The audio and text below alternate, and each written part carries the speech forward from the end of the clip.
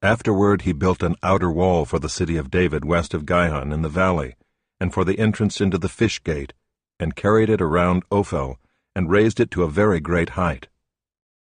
He also put commanders of the army in all the fortified cities in Judah. And he took away the foreign gods and the idol from the house of the Lord, and all the altars that he had built on the mountain of the house of the Lord and in Jerusalem, and he threw them outside of the city. He also restored the altar of the Lord, and offered on it sacrifices of peace offerings and of thanksgiving, and he commanded Judah to serve the Lord, the God of Israel. Nevertheless the people still sacrificed at the high places, but only to the Lord their God. Now the rest of the acts of Manasseh, and his prayer to his God, and the words of the seers who spoke to him in the name of the Lord, the God of Israel, behold, they are in the Chronicles of the kings of Israel. And his prayer, and how God was moved by his entreaty, and all his sin and his faithlessness, and the sites on which he built high places and set up the Asherim and the images, before he humbled himself, behold, they are written in the Chronicles of the seers. So Manasseh slept with his fathers, and they buried him in his house, and Amon his son reigned in his place.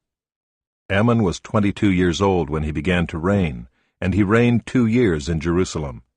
And he did what was evil in the sight of the Lord, as Manasseh his father had done. Amon sacrificed to all the images that Manasseh his father had made, and served them. And he did not humble himself before the Lord, as Manasseh his father had humbled himself. But this Amon incurred guilt more and more. And his servants conspired against him, and put him to death in his house. But the people of the land struck down all those who had conspired against King Amon, and the people of the land made Josiah his son king in his place. Chapter 34. Josiah was 8 years old when he began to reign, and he reigned 31 years in Jerusalem. And he did what was right in the eyes of the Lord, and walked in the ways of David his father, and he did not turn aside to the right hand or to the left.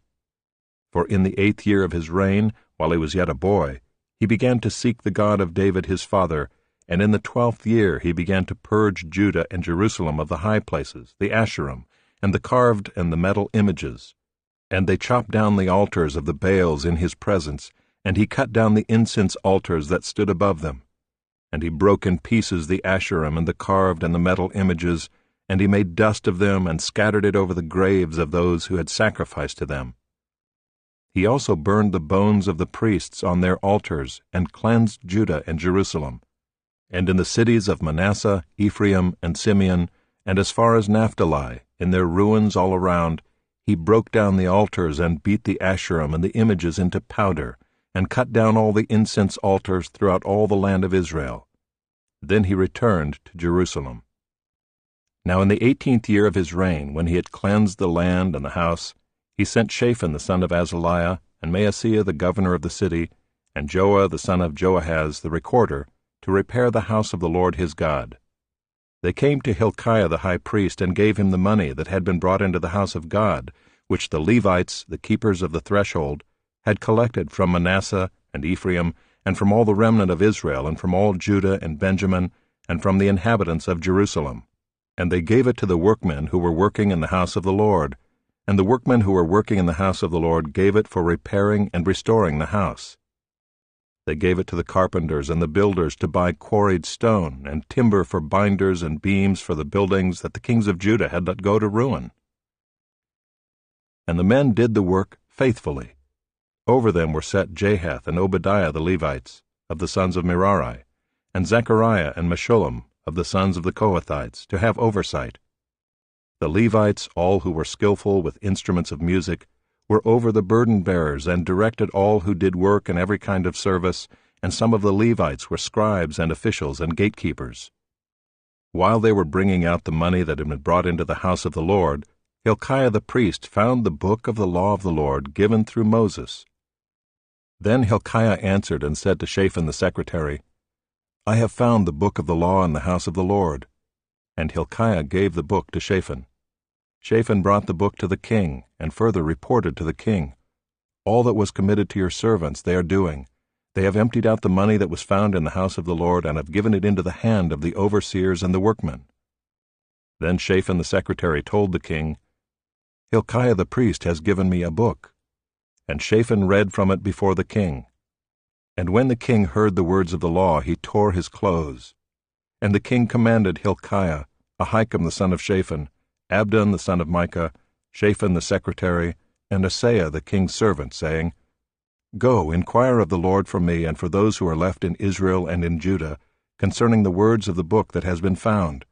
For great is the wrath of the Lord that is poured out on us, because our fathers have not kept the word of the Lord, to do according to all that is written in this book. So Hilkiah and those whom the king had sent went to Huldah the prophetess, the wife of Shallum the son of Tokath, son of Hazra, keeper of the wardrobe.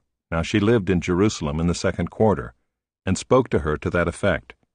And she said to them, Thus says the Lord, the God of Israel, Tell the man who sent you to me, Thus says the Lord, Behold, I will bring disaster upon this place and upon its inhabitants, all the curses that are written in the book that was read before the king of Judah, because they have forsaken me and have made offerings to other gods, that they might provoke me to anger with all the works of their hands. Therefore my wrath will be poured out on this place, and will not be quenched. But to the king of Judah, who sent you to inquire of the Lord, thus shall you say to him, Thus says the Lord, the God of Israel, regarding the words that you have heard, because your heart was tender, and you humbled yourself before God when you heard his words against this place and its inhabitants, and you have humbled yourself before me, and have torn your clothes and wept before me. I also have heard you, declares the Lord.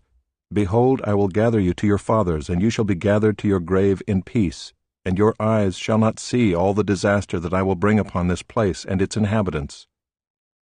And they brought back word to the king. Then the king sent and gathered together all the elders of Judah and Jerusalem. And the king went up to the house of the Lord with all the men of Judah and the inhabitants of Jerusalem and the priests and the Levites, all the people both great and small. And he read in their hearing all the words of the book of the covenant that had been found in the house of the Lord. And the king stood in his place and made a covenant before the Lord, to walk after the Lord and to keep his commandments and his testimonies and his statutes with all his heart and all his soul, to perform the words of the covenant that were written in this book. Then he made all who were present in Jerusalem and in Benjamin join in it.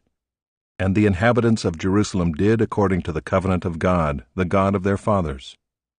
And Josiah took away all the abominations from all the territory that belonged to the people of Israel, and made all who were present in Israel serve the Lord their God. All his days they did not turn away from following the Lord, the God of their fathers.